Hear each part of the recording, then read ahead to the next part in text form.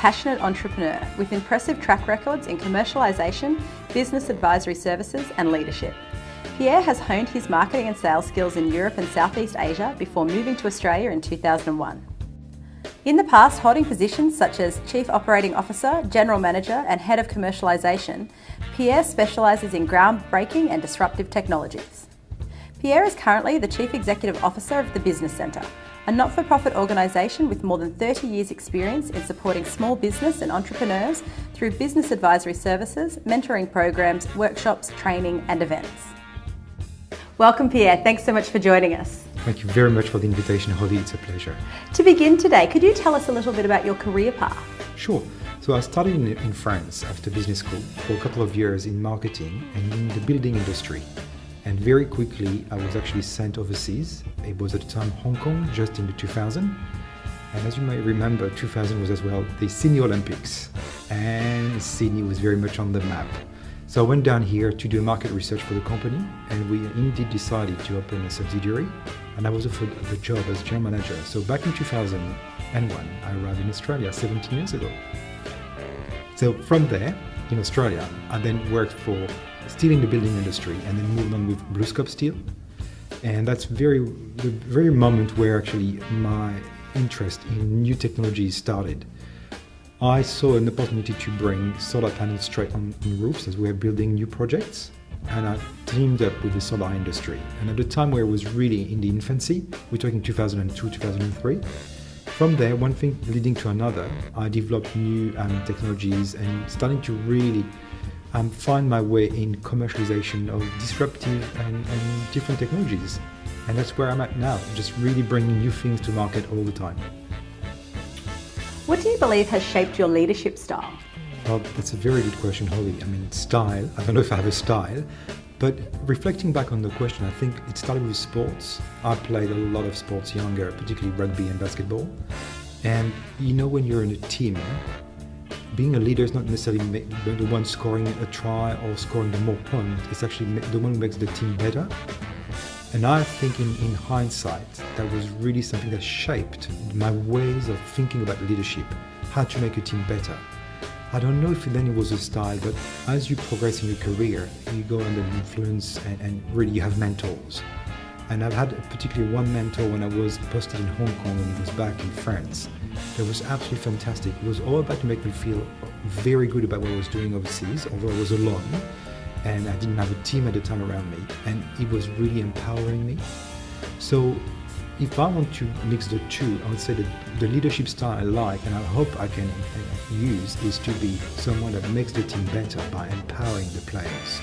And that applies to business as well, I think. Pierre, what do you think business owners need to thrive? Well, when you're a business owner, you have to develop a service or a product. At the same time, you have obviously a bottom line. You need to make some money and manage a team very often. You can be a sole trader, but you manage relationships anyway, particularly with your clients, your service providers, everyone. The first thing is resilience. Nothing is given for free in this world, nothing. And even when you're on a good ride, it's not going to last. I mean, the ability to understand that business is cyclical, that relationship change, that what was a win-win yesterday might be different tomorrow, even with your customers, and their needs, your customers' needs might change as well, means you need to be adaptable. So that resilience is to be able to constantly reflect back, okay, what do I need to do today to make it a good day? And that transforms from resilience into adaptation. So the very two things for me for business owners is not just one, it's resilience and being adaptable. When you have those two things, you develop your learning skills because you're ready, you accept you need to learn, that things will be different, you're resilient, and adaptable means you need to be prepared for something new and you need to acquire more skills. So one thing is absolutely fundamental, resilience, but then it leads to really your learning skills and adaptability. What do you believe makes business unique in the Hunter? That's a very good question to a Frenchman, isn't it? I arrived in Hunter 13 years ago, so I've got now a certain idea of what is our region, and I'll try to think about it without being parochial and looking beyond, Maitland, Newcastle, Upper Hunter, Lower Hunter. What's very intriguing is certainly one of the strongest regional economy in Australia, and it has a history.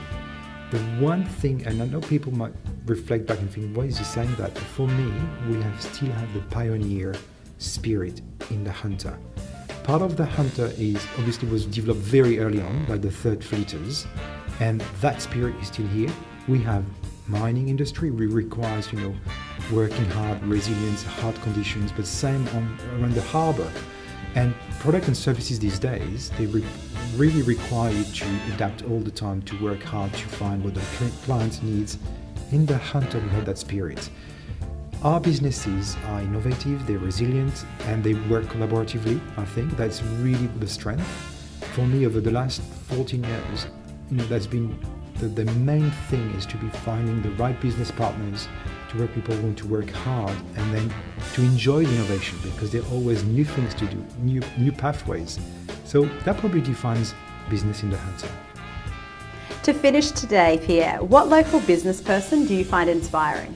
That's a tricky one, because we can name a few and then there's always someone you forget. But I'll be a bit biased here. I'm going to name someone that's close to me for many reasons. It's Craig McGregor from Hunter Recruitment Group in Maitland. I admire Craig. We're roughly the same age. We have the same background from 2 different countries.